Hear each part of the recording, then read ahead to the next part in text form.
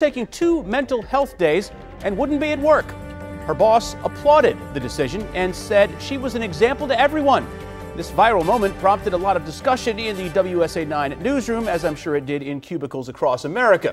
So why don't people take mental health days more often? Why do people feel guilty when they call in sick to work? Do you feel guilty about calling in sick to work whenever you do it? Tell us right now. Vote on WSA9.com/vote or on the WSA 9 News app. WSA 9's Mike Valerio is here to talk about the big picture. This is something that's really been discussed everywhere. It makes us all wonder, if we had written that email today, what would have happened, the response we would have gotten from our boss. We all talked about it in our newsroom morning meeting for about 15 minutes, which in the news business, I mean, that's a huge chunk of time. But Adam, we teamed up with our news partners at USA Today, and we found that 1 in 5 adults in the U.S. suffers through mental illness each year. That's what they're expected in these cases. And what often makes that worse is that people don't want to take any time off because they think, well, we can't do it. It's not a legitimate excuse to stay home and simply take care of themselves. So let's walk on over to the wall to talk about the top 3 signs of when you should step back, take a moment, and, just take care of your mental health. These signs all come to us from Allison Abrams, who's one of the country's leading psychotherapists studying the subject up in New York.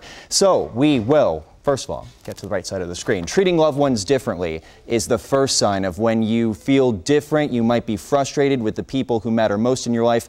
That is certainly a major indication that you should take a day to yourself, one of the major guidelines that's agreed upon by physicians across the country. The second topic we want to talk about, getting sick more often, that is certainly a major warning sign. And third of all, your mind is elsewhere. Now, as for whether people would actually summon the guts to say, you know what, I need some time, our answers vary today on the streets of D.C. Just watch. I definitely would take a mental health day. Mental health is something that's, I think, is very underestimated. But a lot of it is about money too. Like, can I afford to take this day off? If it's where I'm like, oh no, I can't do it. I don't want to be in the presence of people. I'm not going to be a good vibe, and it's not a regular thing. I'd rather just take the day.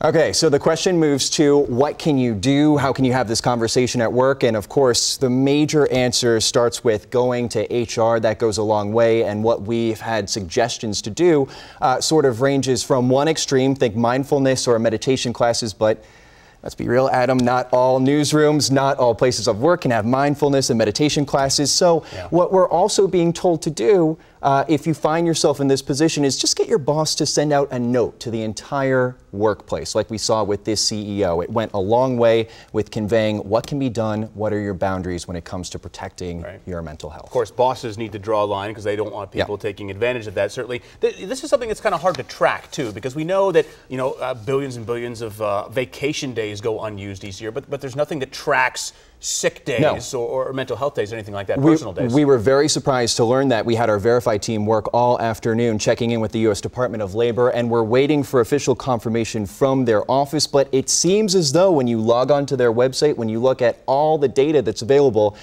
U.S. Department of Labor doesn't look at how many PTO days are not used, how many sick days are unused. We work more than any other country on the planet, so it's somewhat surprising that there are no statistics that really reflect that at all. It likely all comes down to just how you think your boss is going to act and how you think your boss is going to perceive it, and that will depend on how likely you feel like you're able to do that and get some rest. Absolutely. So, big discussion, though. We were talking about it all morning, so I'm sure everybody else is, too. The conversation will continue. So let's go to our results of our poll here. Do you feel guilty about calling in sick to work? 72% of people right now saying no, 75% up to, and then 25% of you saying yes. And I guess it also depends, too, if you're actually sick, do you feel guilty? And if you're not sick, but you're calling in sick, how do you feel about it then, right? So you can vote, continue to vote on WSA9.com/vote or on our news app. Good stuff there, Mike. Thank you.